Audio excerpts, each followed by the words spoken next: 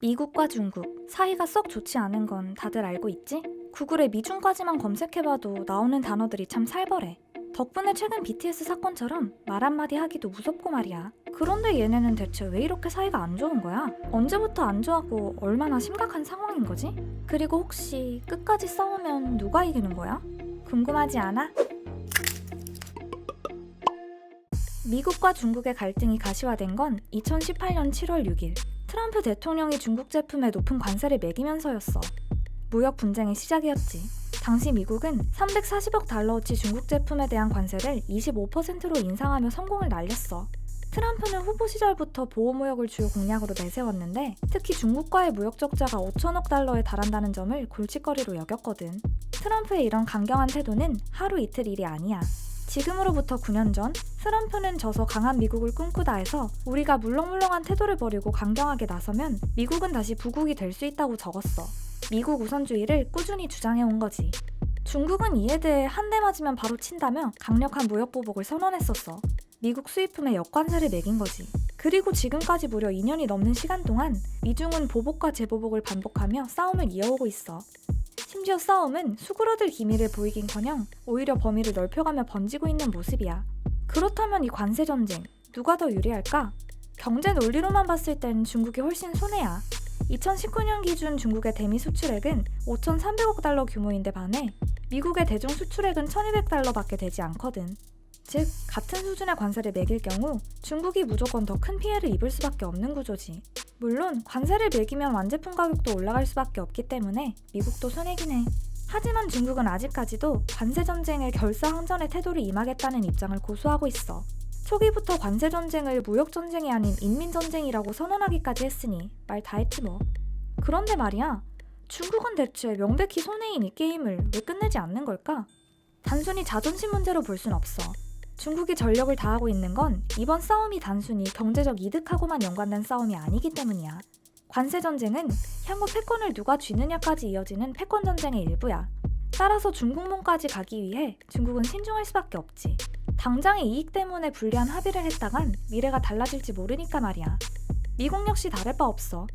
하루가 다르게 몸집을 불리고 있는 중국의 경제력과 기술 발전 추세를 그대로 두면 미국과의 격차가 점점 좁혀질지 모른다는 위기감을 안고 있지. 그러니 서로 조금도 양보하기 어려워. 그렇다면 중국은 언제부터 미국에 대응할 수 있을 정도로 성장한 걸까? 1980년대까지만 해도 도강량의 외교 정책을 펴던 중국은 물밑에서 꾸준히 성장해오다 2008년 들어 도약의 기회를 맞이해. 미국발 금융위기로 세계가 휘청거릴 때 중국은 높은 경제 성장률을 유지했거든. 이 시기에 세계 경제에서 중국의 역할과 필요성이 크게 부각됐어. 이후 자신감을 얻은 중국은 이듬해 G20에서 달러 중심의 기축 통화 체제의 문제를 제기하고 베이직을 만들어 미국에 대항하는 등 목소리를 내기 시작했어. 그리고 2010년 일본을 제치고 GDP 2위 국가로 올라서게 됐지. 중국의 자신감은 2012년 시진핑 정부의 출범 이후 더욱 굳건해졌어. 패권국 미국에게 대등한 지위를 강조하며 신형 대국 관계, 태평양 양대국론을 언급하는 등 대외정책 기조를 전환했지.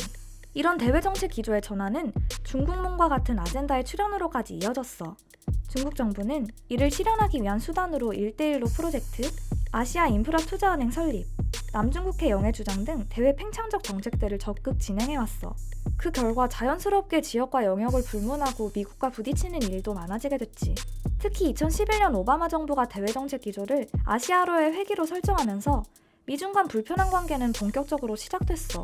사실상 미중 패권 싸움의 서막은 트럼프 정부 출현 전부터였던 거야. 미중 패권 전쟁의 미래는 어떻게 될까?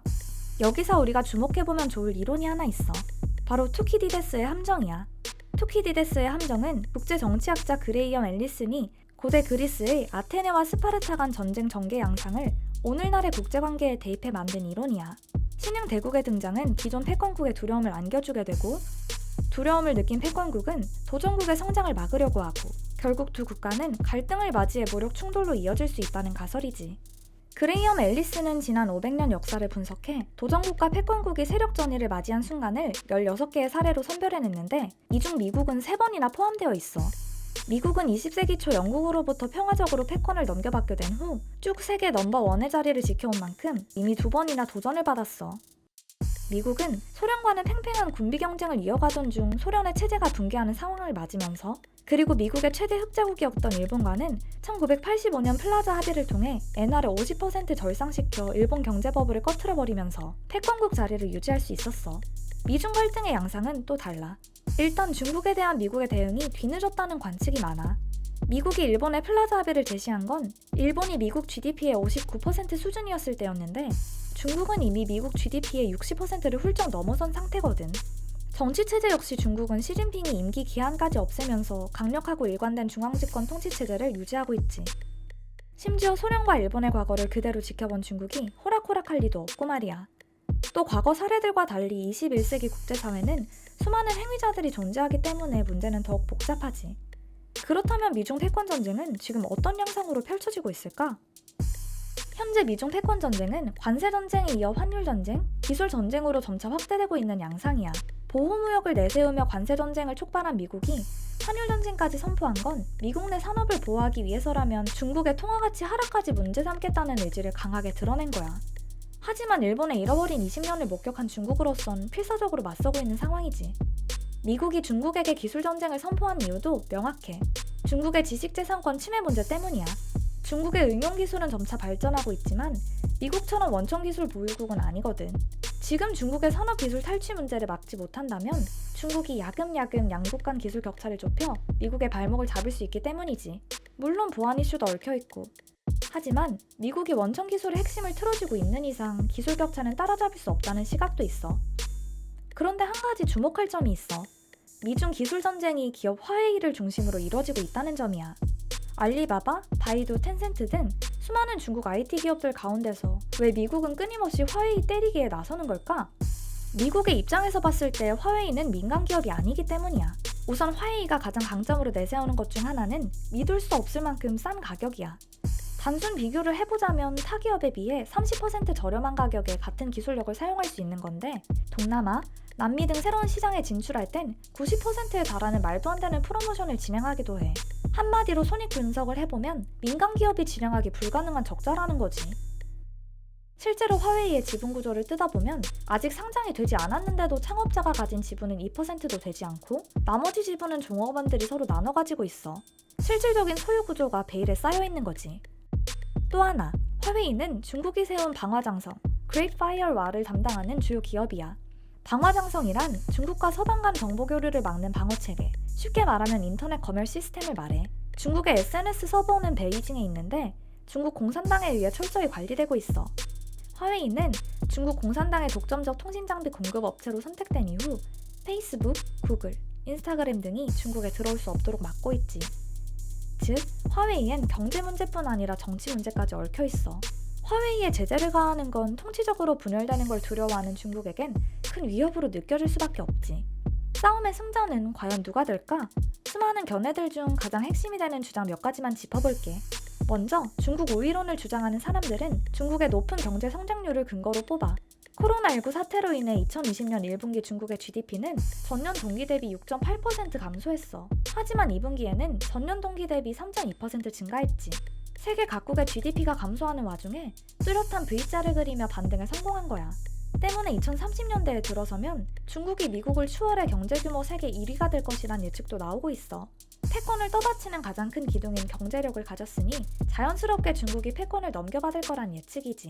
하지만 미국 우위론을 주장하는 사람들은 중국의 소프트 파워 부재를 중국의 최대 약점으로 지적해.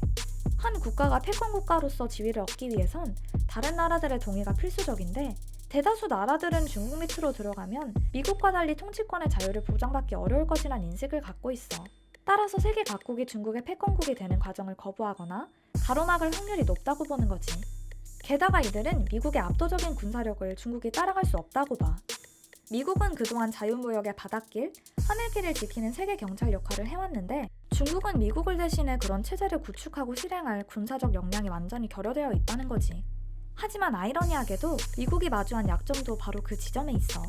트럼프가 주창하는 패권주의 감소, 즉 고립주의가 미국의 세계 경찰 역할을 정면 부인하기 때문이지. 실제로 물불을 가리지 않는 자국 우선주의가 지속되면서 동맹국과의 관계는 악화되고 있는 모습이야. 그럼 지금 우리는 누구 편에 서야 하는 걸까? 이에 대해서도 다양한 의견들이 있지만 우리나라는 기본적으로 어느 한쪽에 서기 어려운 위치에 있는 게 사실이야. 미국과는 안보를 필두로 한 동맹국 지위를 유지하고 있고 중국과는 경제적으로 긴밀하게 얽혀 있거든. 즉, 미국과 중국의 갈등이 최악으로 치달아 블록화를 추진할 경우 틈바구니에 놓인 우리나라는 사드 보복대의 악몽이 재현될 우려도 있어. 미국 혹은 중국이 언제 어떻게 선택을 요구할지 모르는 상황에서 외교적으로 유연하게 대처할 수 있는 방안을 미리 대비해야 하는 상황에 놓인 거지. 미국이 패권 국가로서의 위치를 계속 유지하게 될지, 중국이 새로운 패권국으로 떠오를지, 아니면 둘이 평화롭게 동맹을 맺고 아슬아슬한 균형을 이뤄나갈지는 좀 더 지켜봐야 해. 팽팽한 세력 싸움에서 각 순간마다 미중 각국이 어떤 선택을 하는지, 그리고 또 우리나라를 포함한 주변국들이 어떤 선택을 하는지에 따라 결과는 언제든 달라질 수 있거든. 영상에서 미처 다루지 못한 수많은 이슈들까지 도처의 변수가 도사리고 있어. 그리고 그 수많은 변수들 중 단연 돋보이는 건 11월 3일 있을 미국 대선이야. 누가 대통령에 당선되느냐에 따라 미국과 중국의 관계는 어떻게 달라질까? 그 전에 현재 미국과 중국의 관계가 미 대선에 끼치는 영향은 어떨까? 다음 편에선 미 대선이 미중 패권 전쟁과 어떤 영향을 주고받을지 상세히 설명해줄게. 다음 주 금요일 보러 와줄 거지?